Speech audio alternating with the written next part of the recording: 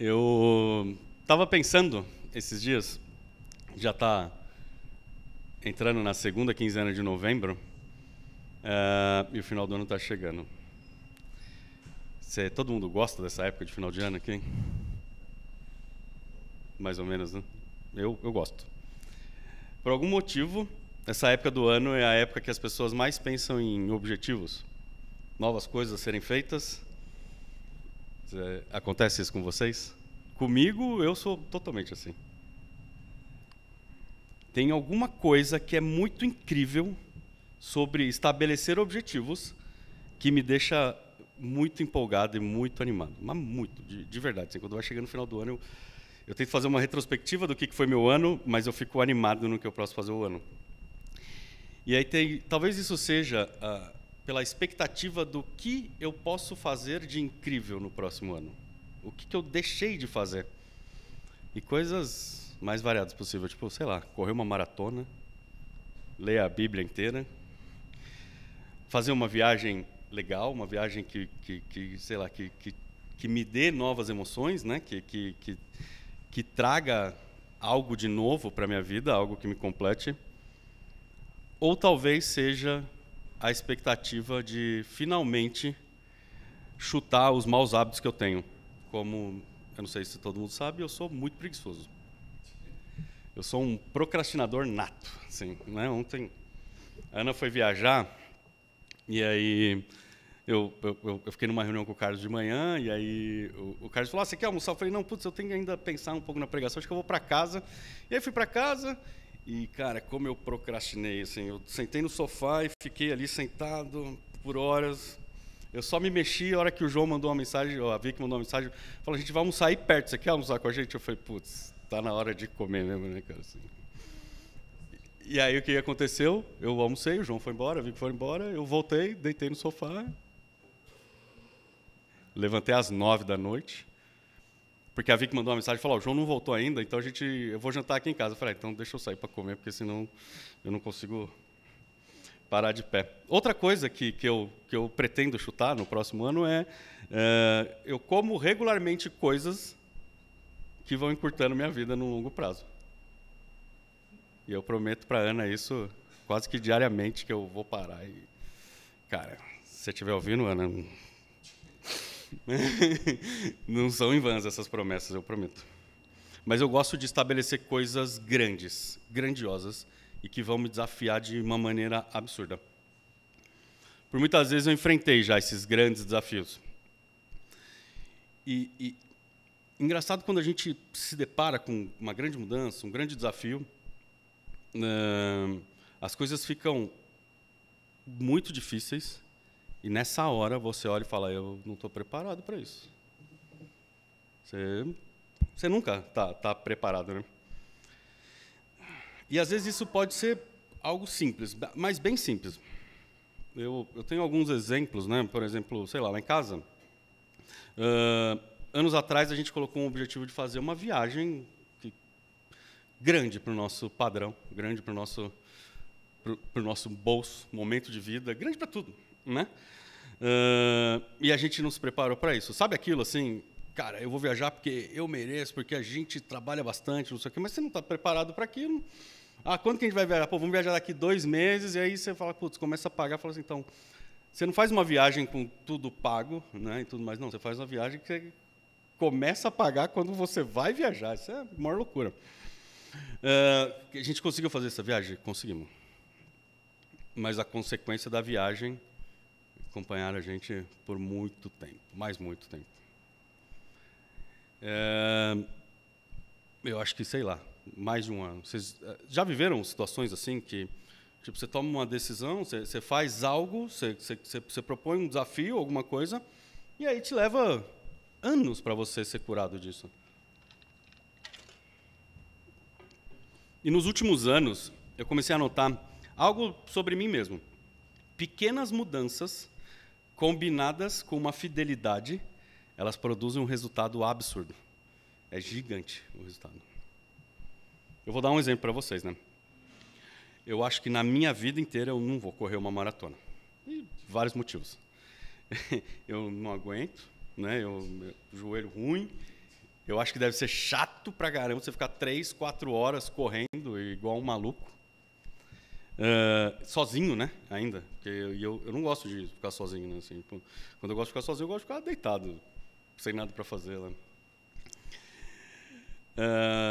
Ou se não,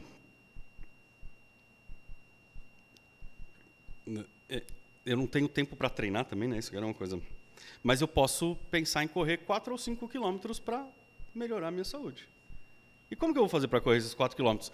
Eu não vou sair daqui agora e correr 4 quilômetros. Eu posso correr 5 minutos hoje, 5 minutos amanhã, 5 minutos amanhã, depois de amanhã, e aí eu vou indo. O que vai acontecendo é que depois de um mês, ao invés de correr 5 minutos, eu posso estar correndo 15. Então, as pequenas coisas, assim, de minha mãe que falava, né? Acho que hoje as pessoas não usam mais esses ditados populares, né? Eu vejo a linguagem da molecada, de grão em grão, a galinha enche o papo, ninguém usa mais, né? Acho que os meninos mais novos aqui, eles nem fazem ideia do que seja isso. Um outro exemplo que é um objetivo gigantesco para mim, ler a Bíblia em um ano não funciona para mim. Eu assumo aqui, vou assumir perante a todos, que isso não tem como. Não, é impossível. Por que é impossível para mim? Porque eu leio um pedaço da Bíblia, eu sou um cara curioso, né? Aí eu quero entender, mas em que ano que passou isso? O que lá na época que eu estudava história na escola estava acontecendo em volta? O que mais tinha no entorno? Então, assim, porque aí eu acho que eu faço conexões com coisas que eu já aprendi para saber falar, então entendi. Então, a época de Roma estava acontecendo isso, e todas essas coisas. Um outro exemplo que eu quero dar agora é, eu falei que a viagem que eu fiz me machucou, né? Tem vários tempos assim. E aí eu aprendi nessa viagem. Eu mudei a maneira de pensar e a maneira de agir. Mas eu tive que sofrer um pouco. Sei lá, todo mundo pensa em viajar pelo menos uma vez por ano, alguma coisa assim. Eu tive que passar algum tempo sem fazer isso. Porque eu precisava me recuperar da antiga, me preparar para a próxima. Eu não tinha. E eram várias coisas, né? Era tipo, sei lá, guardar um pouquinho de dinheiro por mês, todo mês, destinado àquilo. Estudar um pouco para aprender, sei lá, como você consegue comprar passagem mais barato. Então foi um pouquinho por dia. Existem diversos exemplos que a gente possa fazer isso. Se você pensar na sua vida, você vai ver que, em algum momento você foi constante e você conseguiu aprender algo e conseguiu ter algum resultado bom. Embora coisa ou outra eu não faça, né, eu comecei a perceber que se eu for fiel e disciplinado em pequenas áreas e pequenas atitudes, eu tenho um resultado grandioso a longo prazo. Um exemplo é, quanto mais consistente é a minha leitura da Bíblia, mesmo que em pequenas porções, mais eu tenho contato com Deus, mais eu me aproximo dele. Quanto mais eu oro e tento falar com Deus,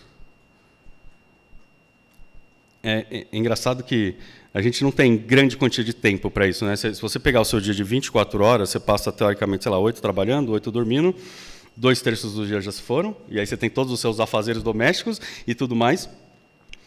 Mas se você encontrar um pedacinho de tempo sempre para falar com Deus, todo esse pedacinho de tempo, cada vez mais vai te aproximar de Deus. Toda vez que eu penso sobre isso, sobre ter ou não ter tempo, sobre parar para falar com Deus, sobre tentar aprender um pouco mais de Deus, eu lembro de um versículo que está em Lucas 16:10.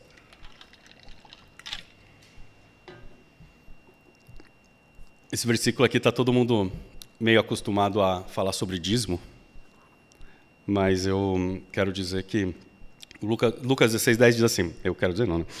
Quem é fiel no mínimo, também é fiel no muito. Quem é injusto no mínimo, também é injusto no muito.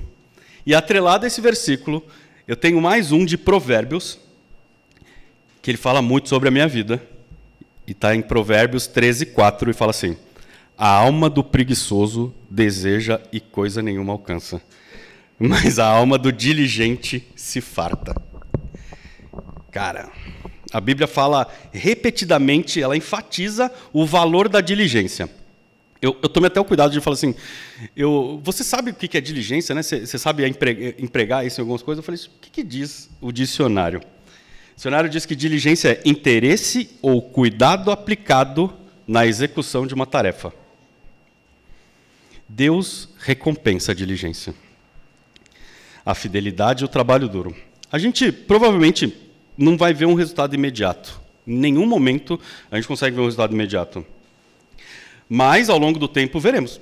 É como construir uma casa, né? Quem aqui, eu não sei quantos de vocês já viram uma casa sendo construída, acho que todo mundo. Quando você coloca os primeiros tijolos, não se parece com nada. Você olha e fala, cara, não vai sair nada disso aqui. Isso aqui vai ser um monte de entulho. Mas lentamente, conforme você trabalha lentamente e metodicamente, em direção do objetivo, as coisas tomam forma. E isso acontece com uma casa, acontece com você, acontece com o seu caráter, acontece com a sua pessoa. Eu quero levar isso tudo para eu quero que vocês pensem nisso de o quanto que, um pouquinho, as coisas podem acontecer no longo prazo. Eu sempre falo para as pessoas, para a galera que trabalha comigo, falo, putz, não é o dia de hoje que você vai trabalhar igual um maluco e vai trazer todos os resultados possíveis. É a consistência do seu trabalho. É o dia a dia, é o que você faz. Quero trazer uma outra abordagem e tentar encaixar isso aqui com o propósito de Deus. Quem aqui tem um propósito de Deus e sabe exatamente qual é o propósito de Deus para a sua vida? Pode levantar a mão, eu não sei. Ainda bem que você sabe, pastor. Agora eu fico um pouco mais aliviado que pelo menos. Quem aqui acha que Deus tem um propósito para a sua vida, mas não descobriu ainda qual é? Quase todo mundo, né? E por último, quem aqui acha que Deus não tem propósito para ninguém, para a vida nenhuma? Deixa eu falar uma coisa para vocês. Deus chama cada um de nós para um propósito de vida. Mas para vivermos o propósito de Deus, a gente precisa passar por uma transição, por uma transformação. Mas isso é ruim e difícil demais para todo mundo. A gente quer dormir hoje. Eu quero dormir hoje, Vinícius. Essa é a minha vontade, tá? Hoje eu quero dormir, Vinícius, e acordar amanhã, Paulo. Cara, o personagem que eu mais gosto da Bíblia é Paulo. Então, a gente quer muito fazer isso, né? A gente quer dormir, um cidadão comum, acordar um missionário, um pregador com autoridade, né? Um evangelista que cativa multidões, um adorador que as pessoas olham e, cara, imagina, você olha o João cantar e automaticamente você é enchido pelo Espírito Santo de uma coisa... É algo tão grande. Pode acontecer? Eu tenho certeza que pode. Mas eu acho que não vai acontecer, não. A gente quer isso porque a gente tem a nossa rotina, a gente tem os nossos hábitos ruins e a gente não quer deixar nada disso. A gente não quer deixar... Eu não sei se vocês se lembram, o Carlos pegou um tempo atrás sobre as nossas fortalezas. Os nossos hábitos ruins e as nossas rotinas são nossas fortalezas que nos afastam de Deus. Eu não lembro exatamente como ele falou, mas... parada mais ou menos assim. As fases de transições são um passo de grande importância na nossa vida. E aí o que tem que acontecer? A gente tem que abraçar essa fase de transição e transformação. E aprender para que a gente possa estar completamente preparado para uma nova temporada. Não tem as estações do ano? Né? Eu sempre lembro sobre as estações do ano e eu fico me perguntando por que as folhas caem e elas nascem de novo depois. Né? Porque já está lá, verdinha, bonitinha, todas essas coisas. Mas é um ciclo, né? Para cada vez ficar sempre mais forte, para aquilo não morrer. Nessas fases é onde nós somos moldados por Deus também. Nosso caráter é transformado.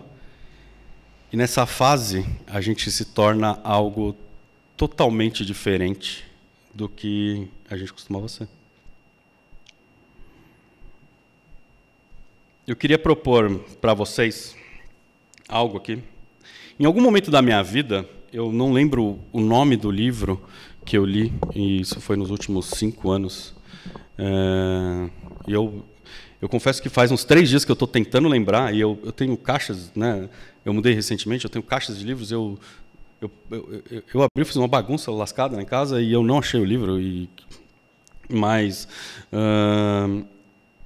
esse livro ele fala sobre o livro de Provérbios na vida.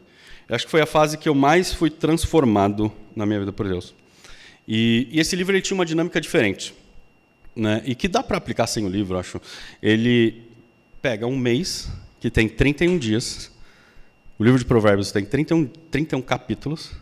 E a ideia desse livro é que você leia um capítulo por dia e reflita. E eu tenho anotado tudo aquilo que se parece com a minha vida a partir desse livro de Provérbios. O Carlos deve lembrar, então um dia ele vai passar para a gente.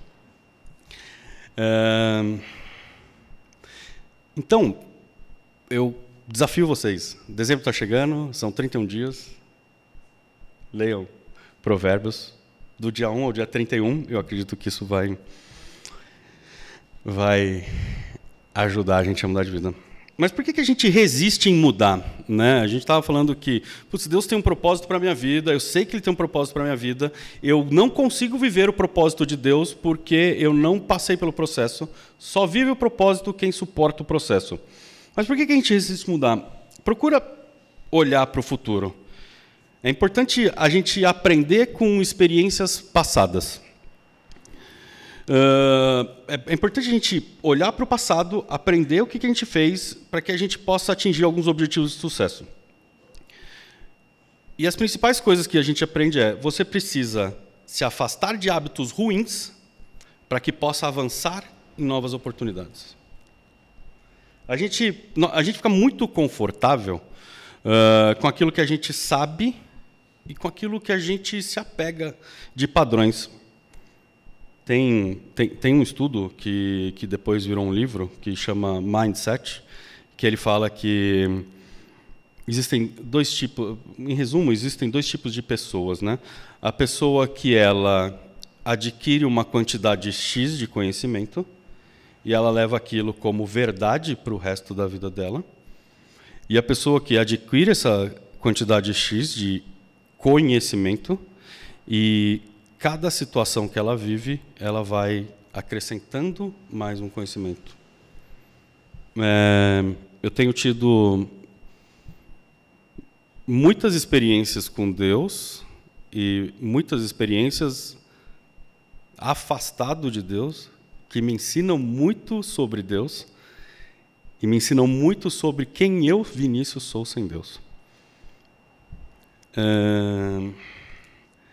E eu consigo enxergar isso, que são coisas que eu faço na minha vida, coisas que eu já adquiri de conhecimento e que eu tomo aquilo como verdade e que a Bíblia inteira me mostra que eu estou errado.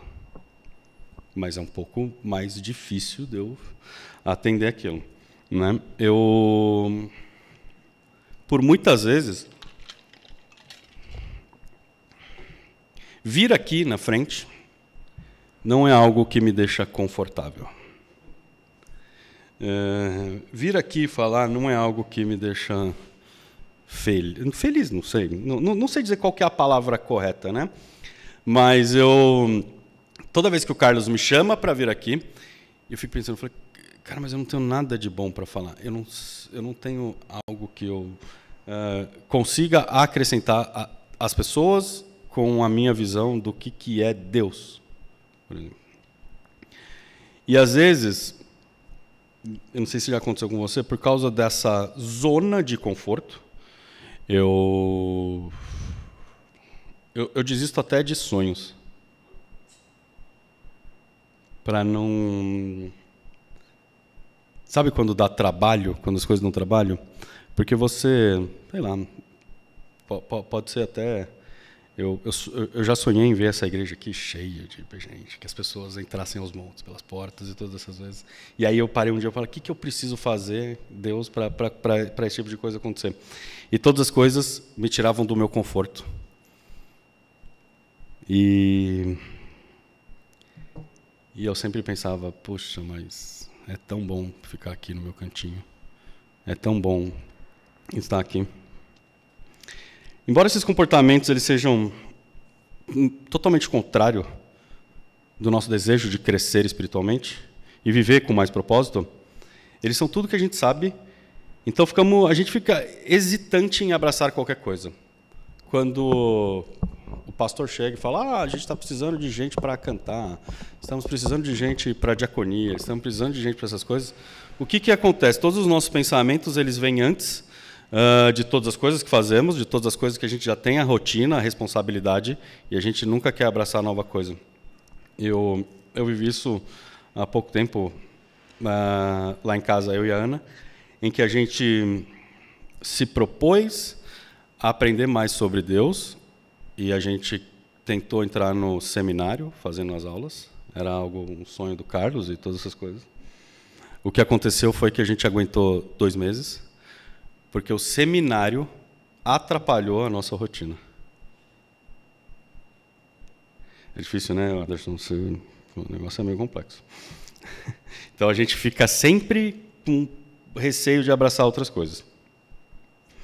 E assim, o receio de abraçar outras coisas, além de tudo, faz com que a gente adie as mudanças necessárias na nossa vida,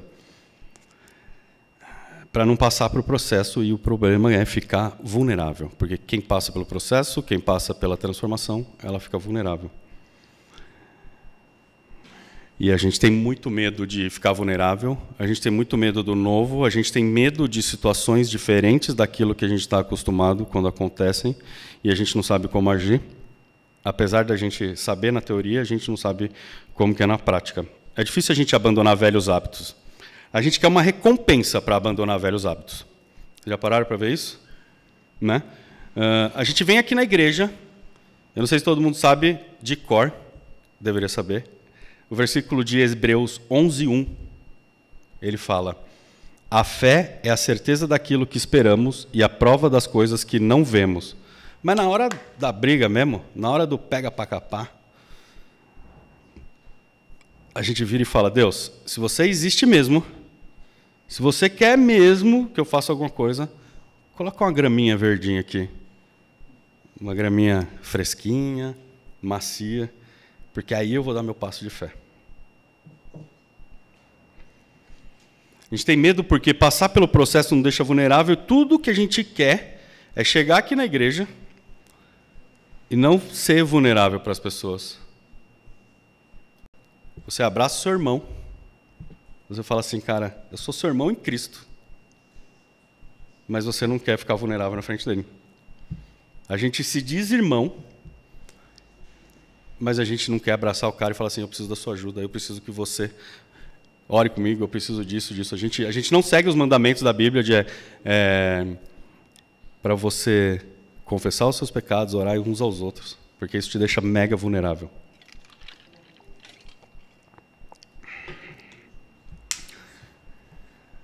A vida ela é feita de transições e transformações. A gente está sempre em movimento.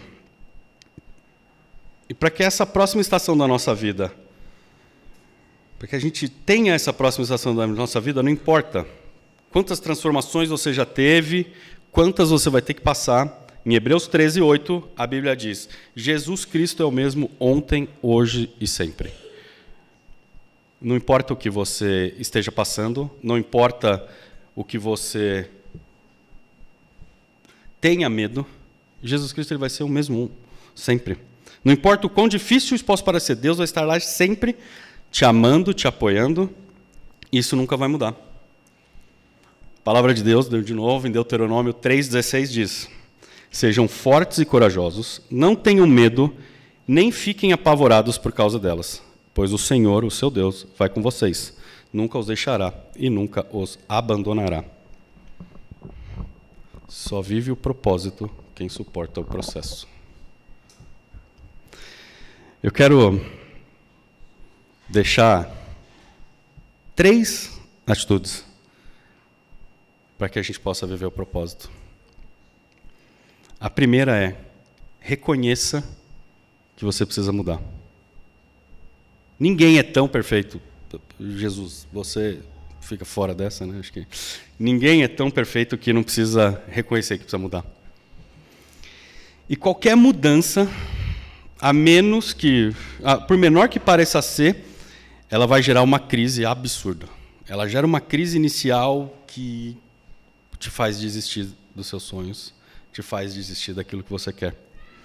É comum a gente resistir e é comum a gente terceirizar a culpa daquilo que nós somos. Não faça isso. Reconheça que você precisa mudar. Reconheça quem você é. O segundo ponto é: persista no caminho. A mudança ela não acontece do dia para a noite. É um processo longo, doloroso. A gente tem que ter muita persistência. Muitos obstáculos vão surgir no meio do caminho. A gente vai ter medo, vamos ter receio, insegurança. A gente vai ser julgado pelas pessoas da nossa família. A gente vai ser julgado pelos nossos amigos próximos. A gente vai ser julgado pelas pessoas à nossa volta.